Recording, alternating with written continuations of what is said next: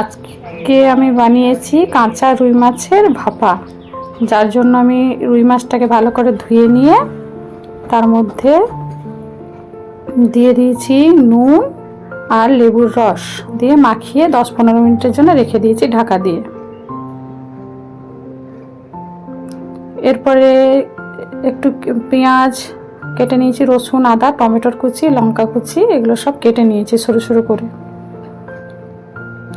এবার মাছটা জল বেরিয়ে এসছে অনেকটা, জলটা ফেলে দিলাম।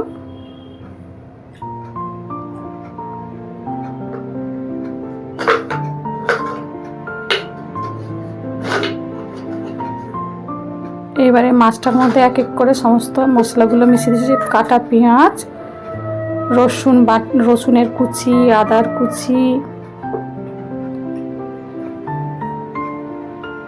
কাঁচা লঙ্কা কিছু চিড়ে দিয়েছি, টমেটোর কুচি,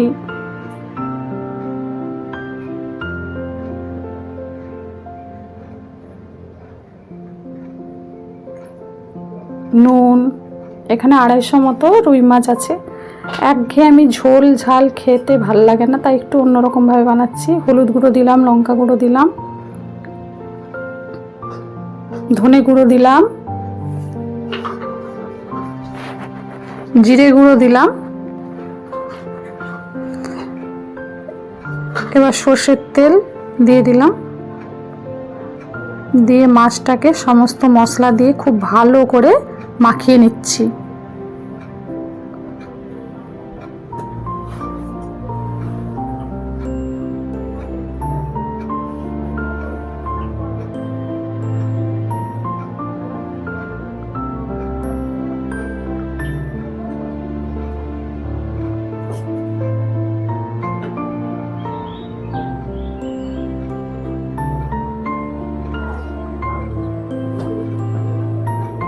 এবার আমি আধ ঘন্টার জন্য ঢেকে দিয়েছি। এবার কড়াই বসিয়েছি, কড়াইটা গরম হতে দিয়ে সর্ষের তেল দিয়ে দিলাম কিছুটা। সর্ষের তেলটা গরম হচ্ছে।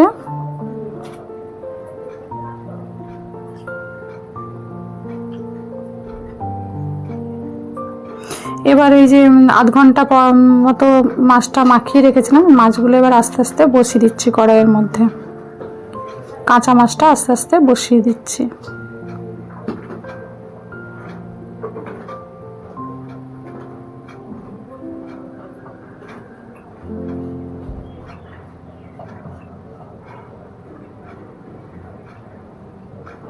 মাছগুলো বসিয়ে উপরে যে মশলাটা ছিল সেই মশলাটা আস্তে করে বসিয়ে দিচ্ছি মাছগুলোর উপরে।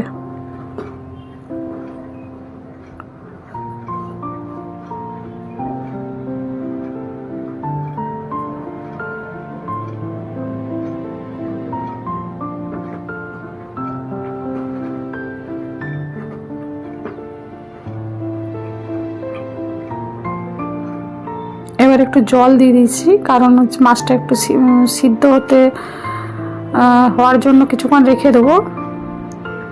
যেহেতু ভাজিনি সেহেতু একটু জল দিয়ে দিলাম, এটা ভালো করে ভাপের মধ্যে সিদ্ধ হবে।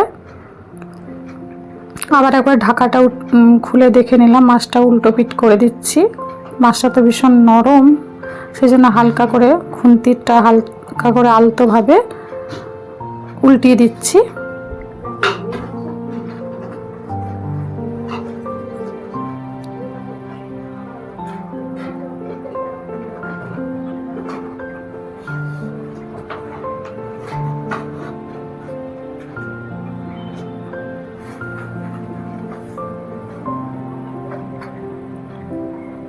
আবারও ঢেকে দিলাম সিদ্ধ হওয়ার জন্য।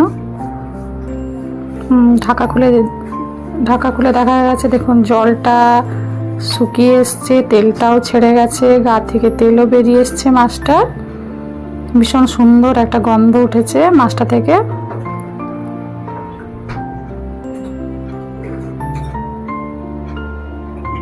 কালারটাও সুন্দর এসছে, আর খেতেও অসাধারণ হয়।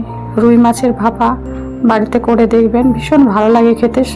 এর গরম ভাতের সাথে রুই মাছের ভাপা অসাধারণ।